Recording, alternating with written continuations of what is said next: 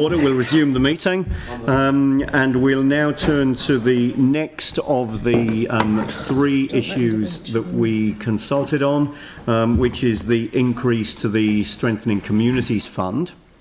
So, Carol, did you have any comments to make on this?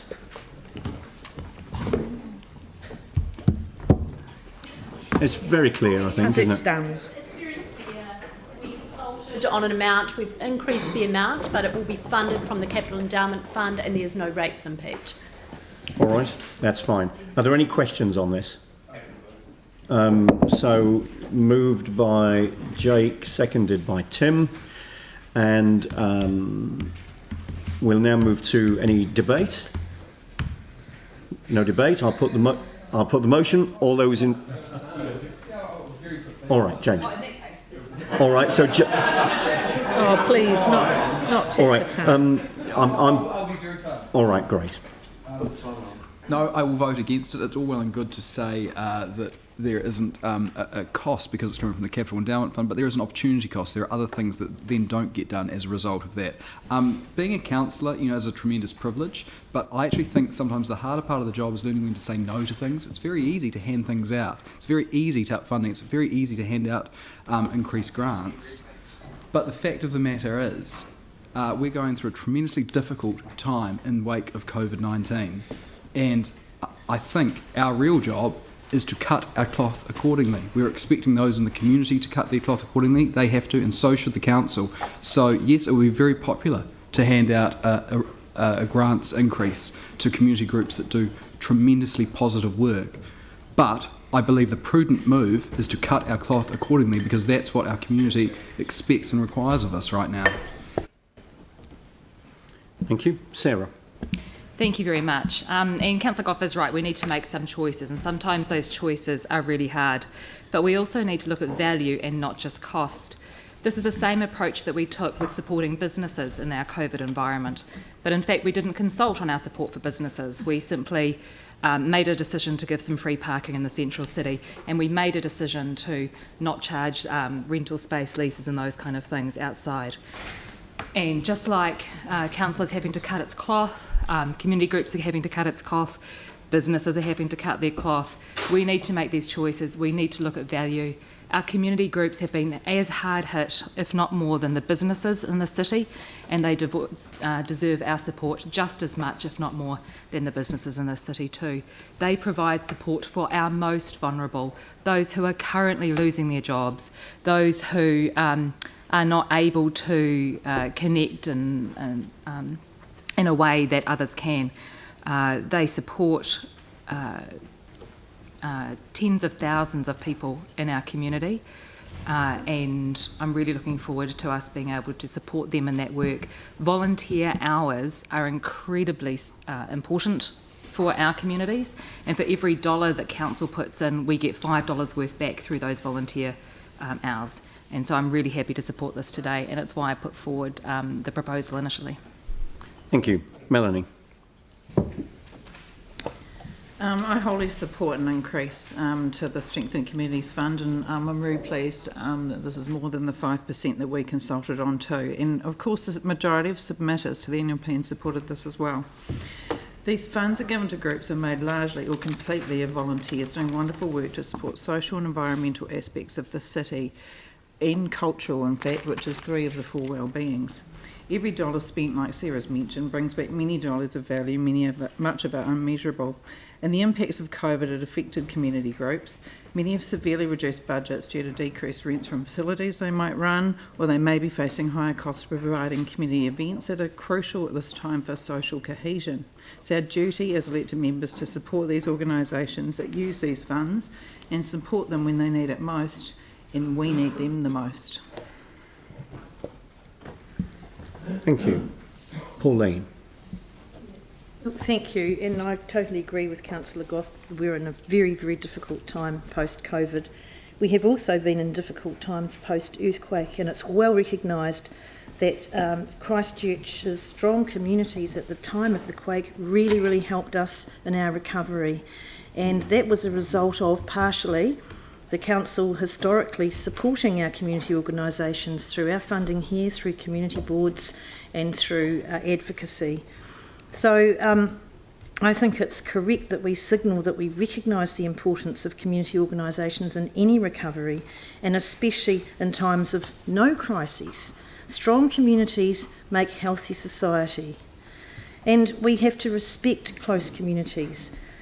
Good, strong communities watch out for each other and care for each other, especially in mental health and well-being. And I think this is an incredibly important signal that we send to our people that our recovery comes from them and we're there to help. So I will be supporting this today. Anne? Yep. Kia ora, I will be supporting this as well. We have actually a legislative mandate or responsibility to promote the four wellbeings, as Mel has suggested, mentioned already, and so we must take into account not just the financial impact of our decisions, but also the cultural, social, environmental well-beings of our community, and this is all about that. So we need to, at this time, support those groups. We've come through COVID well compared to others, places, because of the networks within our community that have been resourced in the past. So let's strengthen that going forward. Sam? I think I'll be brief again. Look, I won't be supporting this. Already per capita we pay far more than any other big council across the country in terms of community funding, and the only other stat that we lead is our per capita debt per resident on council. So I think we actually need to be far more practical and stop spending as much as we are, particularly in this environment, so I won't support it. Jake? I just really quickly wanted to say, not that, I just needed to do that to say. I just wanted to say thank you, Phil, always there with a pat on the back. I just want to say I'm really, really supportive of this. I do question, though, given that this is a tweak to something we consulted on as part of our consultation document, how it could possibly be within order to I mean, you know. Thank you. Jimmy? Thank you. Because the COVID-19 pandemic, the lockdown, I think all the residents in this city and community, we have to face. And also we review those council community outcome, particularly those social, cultural, environment, even the economic well-being, for well-being.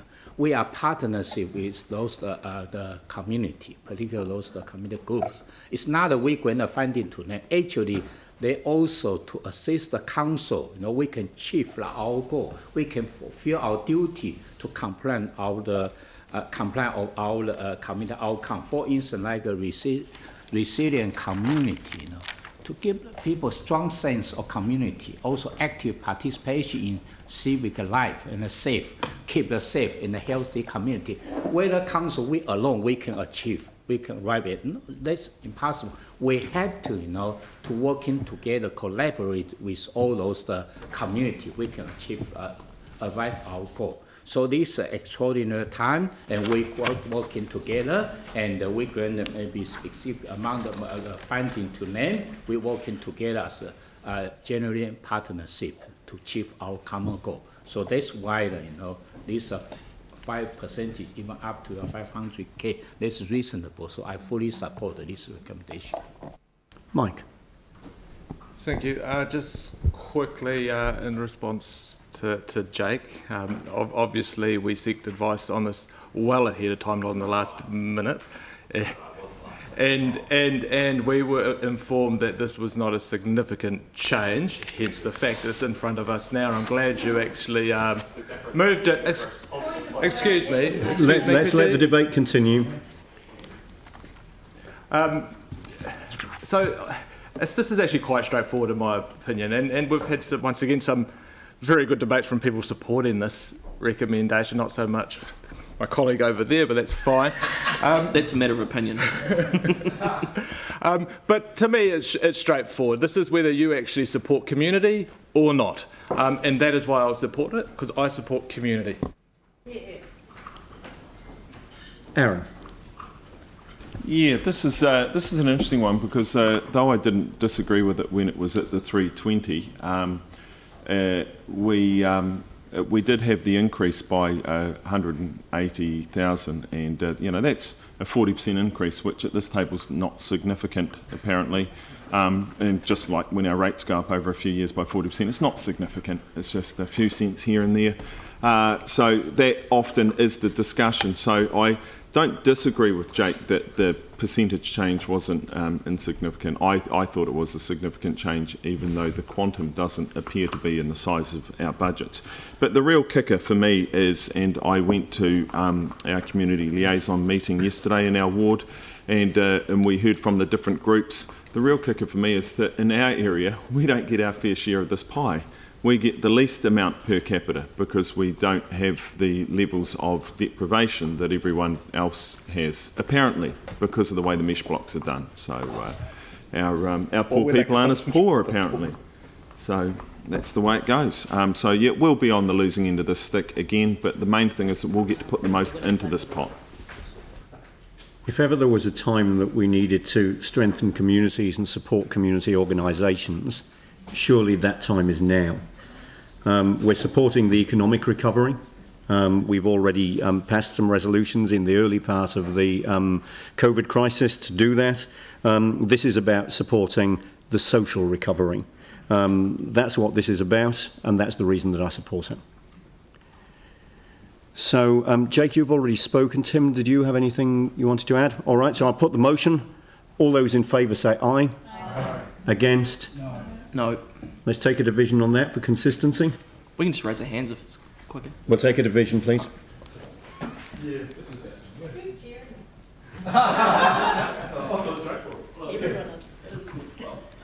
We've gone well so far. Councillor Turner? Yes. Councillor Chen? Yes. Councillor Chu? No.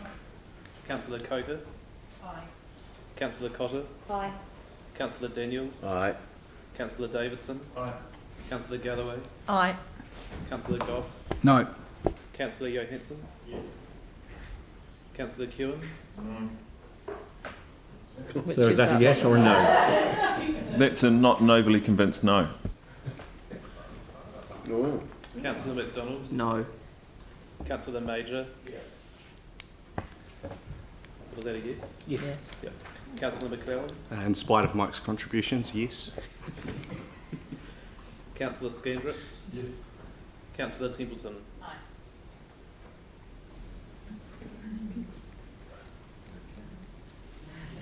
So that's 12 in favour and 4 against. So that's carried. Thank you. All right. So now we've got some amendments to deal with. So the first one of those, Mike, is one that you've put forward. We're doing Aaron's first, aren't we? I think we may have a... Or, Aaron, are we dealing with yours first? No, there's a slight change. Yeah. I emailed through, which I think Aaron will be happy to second. Yeah, so Mike and I spoke in the break and have combined our amendments into one to come up with a workable solution for all involved. So this should be pretty quick. Just put it to the vote. All right, so this amendment in front of us then is moved by Mike, seconded by Aaron. Is that correct? Yep, excellent. Are there any comments from staff about this?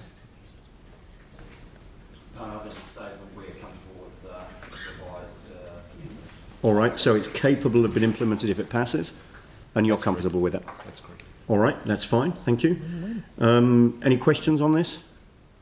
Mike, anything that you wanted to say?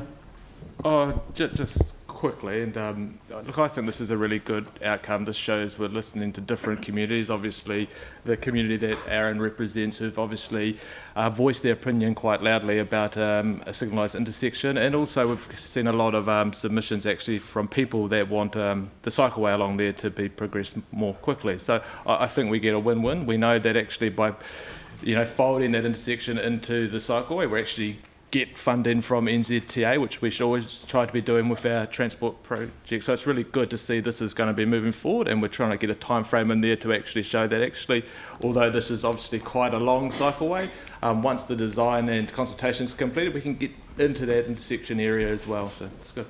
Excellent. Thank you. Aaron? Yeah, pretty much what he said. A number of people did submit again this year on the intersection upgrade itself, but along with that there were people mentioning the cycleway, and I've been getting feedback from people in my ward that are saying things like if getting traffic light means we need to have a cycleway, they will go along with that. So they're open to the consultation. And as the local councillor, I will be going out supporting the consultation process to hear what the people of that area have to say about it. Thank you. Well, I'm just delighted that the chair of the appropriate committee and the ward councillor were able to work together in a collaborative way to come up with what, to me, seems like a very sensible outcome that progresses both of these projects. So that's great. So I'll put the motion. All those in favour say aye. Aye. Against? That's carried. Thank you. All right, so then, Aaron, that deals with yours. You're happy to withdraw, Aaron, the amendment that you were going to put forward? That's off the table now? Yep, that's fine. So, Yanni, this is Lancaster Park, and we've had some conversation about this prior to the meeting. This reflects that conversation. That's good. Is there any staff comment on this? No, nothing further from this morning's comments. Essentially, naming the project explicitly in this annual plan is a relatively simple process. There is funding available from the residual funds that we're using to carry on with the remediation work at Lancaster Park post the vertical demolition. And so that will give the public hopefully some comfort that they can see the project progressing. And as discussed this morning, we have aligned funding in the draft long-term plan that we're working on for the first 5 years of the plan that picks up the approved spatial plan initiatives. Thank you. Are there any questions on this? Yanni, do you want to make some comment? Yeah, I'd like to move it. Yep. Thank you. We need a seconder. Tim? Yep, great. Thank you. Look, the reason that I've put this amendment up is that I just wanted to acknowledge that the council staff did an amazing job with the demolition of the old Lancaster Park, and it was a real positive to that community, the way in which it was done.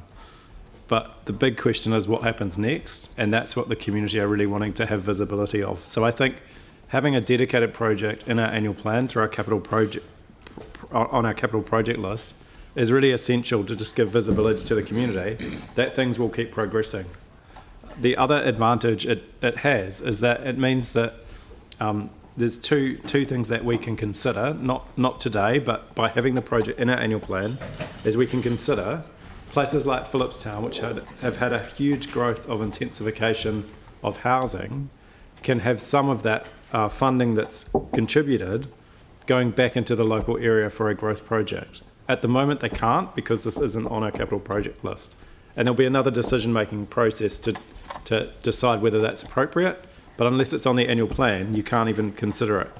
The second thing is that the government have announced funding for sports and recreation for the COVID-19 recovery, and some of that funding is targeted towards areas in lower socioeconomic areas or areas of disadvantage where participation rates may not be as high as they could. And Phillipstown is actually, that inner city East Phillipstown area is probably one of the areas in our city that could benefit from this. So I think it sets us up to approach central government for support. It sets us up with the community to have visibility. And I think this is a really positive thing forward in terms of the park. This is one community after the earthquake that lost its local school, lost its key metropolitan asset, which was the stadium, and that has not had a lot put back. So let's give that community some hope that something positive will happen by agreeing to this amendment today. Thank you. Thank you. Tim? Yeah, thank you, and thanks, Yanni, for putting this up. I think it's outstanding. One of the clubs that covers this area, and this will be an oasis in that area, is Kashmir Technical. It's a sporting club. It's the largest sporting club in the South Island, and uniquely it covers from decile 1 to decile 10. So I think that this could be a real plus for that community, and these kids and these families need this area in there, and I think it's so important and has my full support. Thank you. So I'll put the motion. All those in favour say aye. Aye. Against? That's carried. Thank you.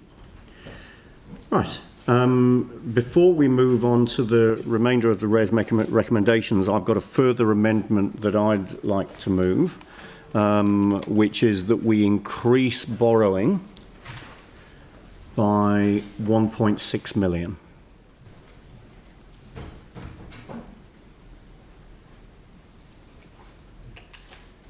So if we can just get that in front of us.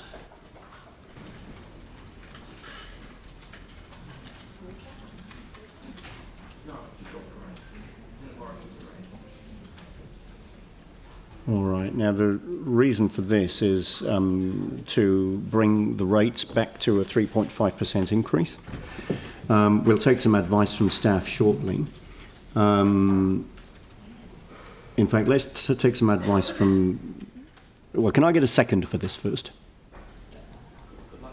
Pauline. Thank you. So if we can now get some advice from staff, and I've got some questions as well.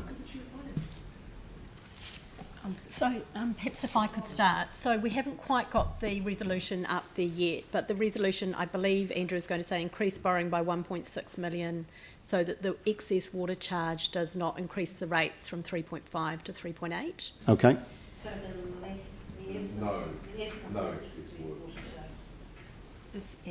the absence sorry. So that the lack of support for it. Yeah.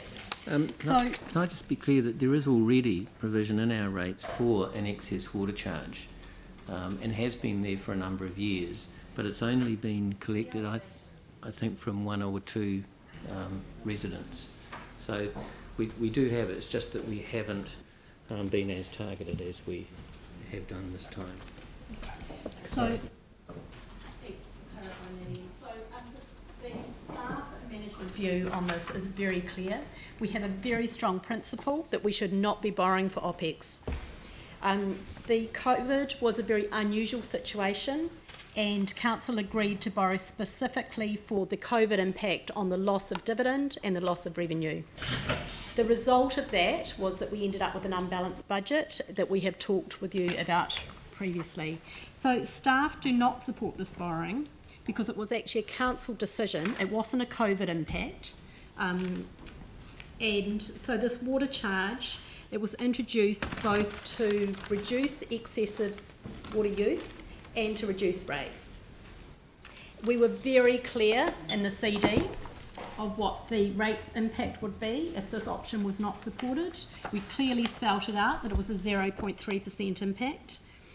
And further to that, we all know that when we were deliberating on the content of the savings for the annual plan, that there was a $26 million that we need to find in the first year of the LTP, and that will be challenging. So in summary, there's three key reasons why we don't support this. Firstly, the principle of not borrowing for OPEX. Secondly, that we were very clear in the CD of the rates impact. And thirdly, that the LTP year one is very challenging. Thank you. So just in terms of, as I have done with the other amendments, checking that this is capable of being implemented and that it doesn't breach any regulations or anything that we shouldn't be doing, would this be considered material? This will be for Darren. You mean in relation to your... Oh, sorry. No. Yeah, in terms of significance, would this be considered material?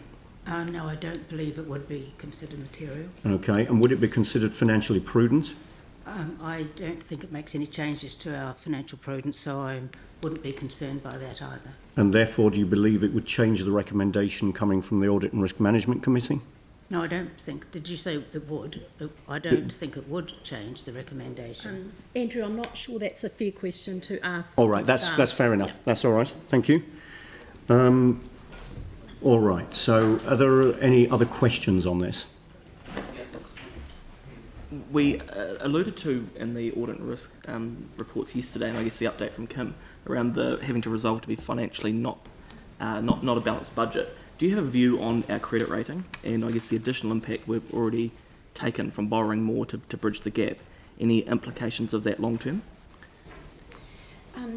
Perhaps I can comment briefly on that. You'll be aware that LGFA did increase the covenant, so we do have sufficient debt headroom in there.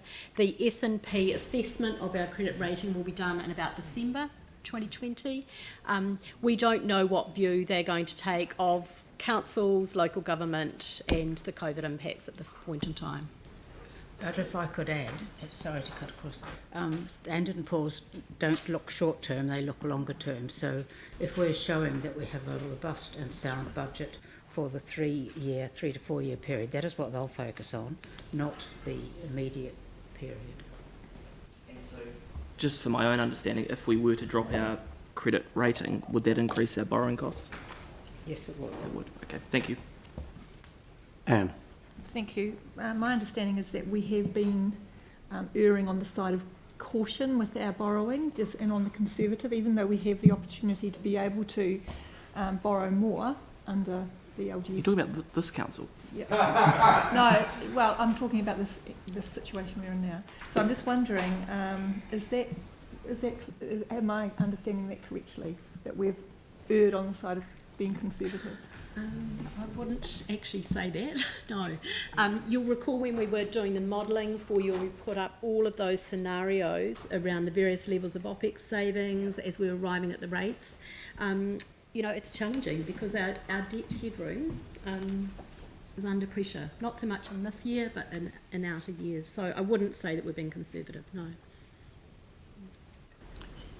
Thank you. I'll speak to this. This is exceptional. It is unusual, but this has been an exceptional and unusual budget. We don't normally consult on an annual plan twice. We don't normally do all the work that we've done for this annual plan in an annual plan that would be more akin to the sort of work that we would do for an LTP. This has been an exceptional budget which has been put together in extremely exceptional situations, not only exceptional for the council, but exceptional for the city, and in fact we're in exceptional situations worldwide at the moment.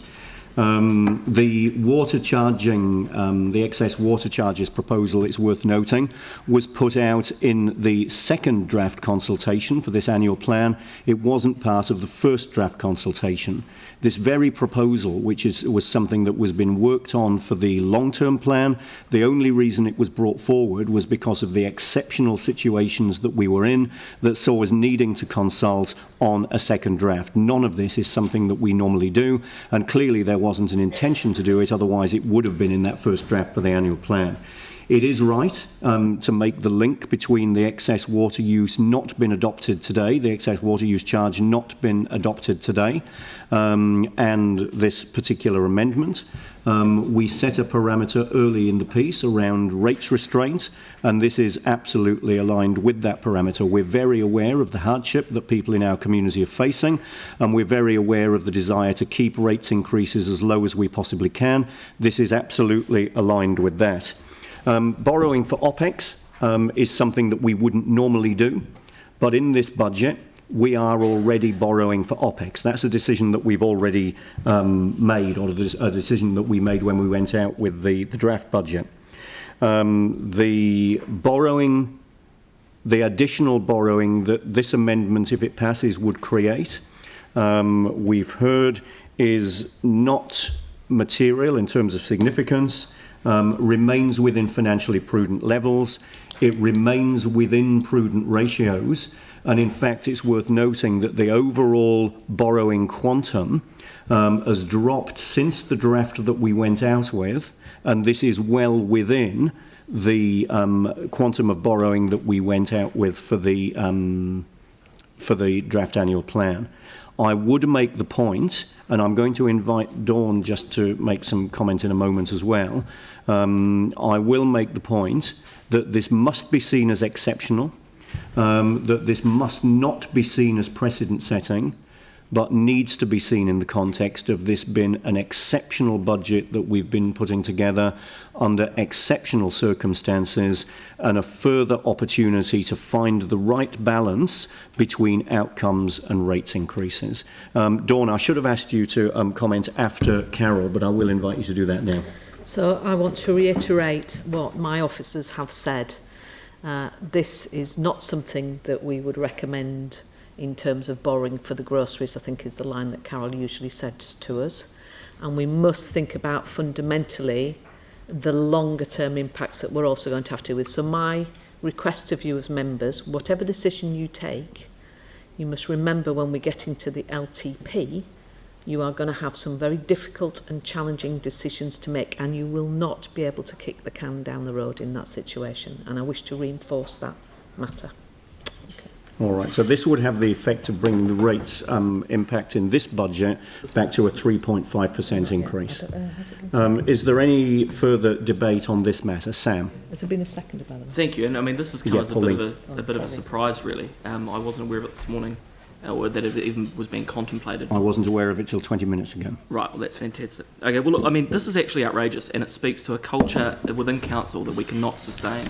The reality is we continue to borrow, we continue to spend, and we don't cut our cloth accordingly. What we've done today is the council have made a deliberate decision not to charge for water rates, or for infrastructure around the water. All we're simply saying is that because we don't want to make that hard decision now, we'll put it on the credit card again. I don't think people understand. We are tapped out as a council. We've had to go back to LGFA to lift that lid again. We can't keep doing it. It's not fair on future generations. And I think what people lose sight of is the fact that we're already in a low interest rate environment, but the reality is we won't be like that forever. There are real costs to this money, and I think people need to begin to appreciate that debt isn't free. And I think, Andrew, this isn't a jibe at you at all, but as the Chair of Finance, setting the culture of this within council, I think this amendment is entirely inappropriate and not healthy for the future direction of council. Sarah? Yes, this has been an exceptional annual plan, but councillors were really clear when we made the decision today on water charges that we had consulted on it with an attached rates impact, and that if councillors voted against the excess charges, they were voting in favour of the rates increase. Making a last-minute change against staff advice is not acceptable and only makes our job harder next year. James? Thanks. Look, I can't support a resolution where the answer is you just borrow more. The answer needs to be you just have to spend less. Borrowing yet more again for OPEX is simply charging up the credit card to buy niceties when you can't afford to pay the mortgage. This approach is a mug's game, in my opinion, and I think that it is a direct abdication of our fiduciary duties to take this approach. The word exceptional has been used to support this amendment, and I'd agree with that, but I'd go further. I'd call it exceptionally short-sighted, exceptionally poor financial governance, and exceptionally daft. Absolutely not supporting this at all. Tim? Thank you. This is the second surprise for me in about 24 hours. The first one being obviously the press release of CIAL and its large investment in Otago. I would have had an open mind on this, but I think we need to have a bit of a think about our entire strategy with all the stable of our CCHL stable. As Sam said, we just cannot keep going back to the credit card, and if interest rates go up, I think our payments now are about 115 million per annum with regards to the servicing of our current debt. We've got to stop, and we've got to start having an overall strategy with all our family. Thank you. Thank you. Aaron? Yeah, just over an hour ago, this council table had the opportunity for rates not to go up, and when we had consulted on the water charging, 2/3 of the people that come back to us on it said to go ahead and do it. This table opted not to do that for their own reasons, so by ignoring them, you by default put rates up, and now you can't just put them back down by loading the credit card. So sayonara to lower rates. What must go up must come down. Not always true when it comes to rates. Jake? I just wanted to quickly say the water issue is done. So councillors that choose to vote against this now are voting, in fact, to put up rates. Any further debate? All right. I mean, my motivation for putting this in front of council was to provide an option, if indeed there is a desire to take that option. It's right that we should debate it. We've done that. I'll put the motion. All those in favour, say aye. Aye. Against? No. So that's not carried. That's lost. And consistently, we'll call for a division. Yes? Councillor Templeton? No. Councillor McClellan? Yes. Councillor McDonald? Definitely not. Councillor Johansson? Yes. Councillor Galloway? Yes. Councillor Daniels? Carl, no. Councillor Coker? Carl, no. Councillor Chen? Yes. Councillor Scandrett? No. Councillor Major? Councillor Kewen? And no. Councillor Goff? No. Councillor Davidson? No. Councillor Cotter? Yes. Councillor Chu? No. Councillor Turner? Yes.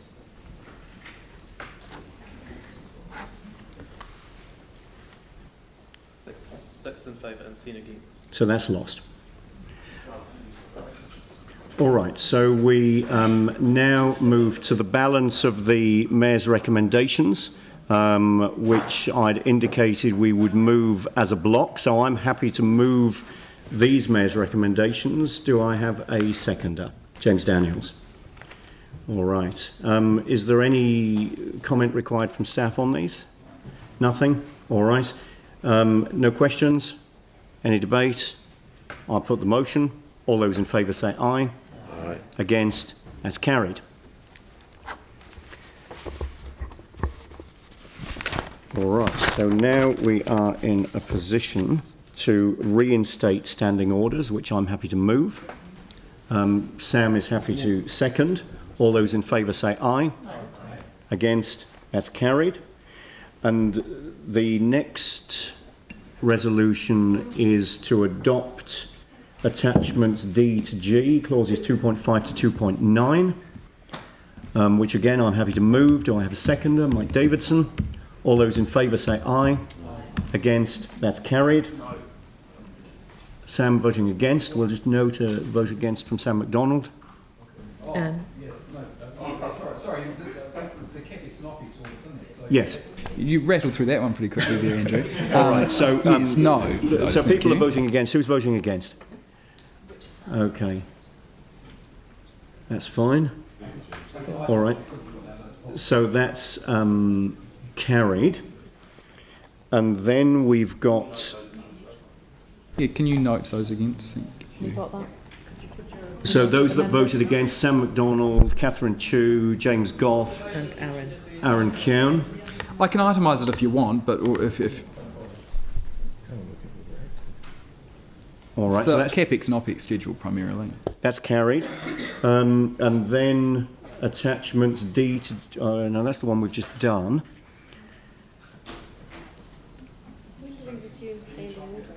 We've resumed standing orders. We've resumed standing orders. Yeah. So then we are moving. So I'm happy to move clause. Carol's indicating to you. Sorry, Andrew.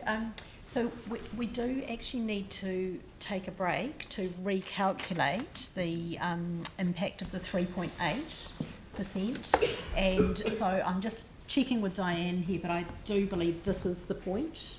Yes. That we need to take the break and recalculate the numbers for you. Yeah, so we've done everything that we need to do. You've now got work to do on the back of what we've done to bring back some final numbers for us, yes. And they'll be the numbers that we adopt when we pass Resolution 2.1, which is to adopt the whole annual plan. And that's where there'll be the opportunity, obviously, to debate the whole annual plan at that time. All right, so it's now 12:15. Dawn's going to be out until just before 2. So 2 o'clock. So if we adjourn until 2, and then we'll be in a good position to finalise this quite quickly when we come back at 2 o'clock. All right. So we'll adjourn till 2 o'clock. Thank you. The staff said it take an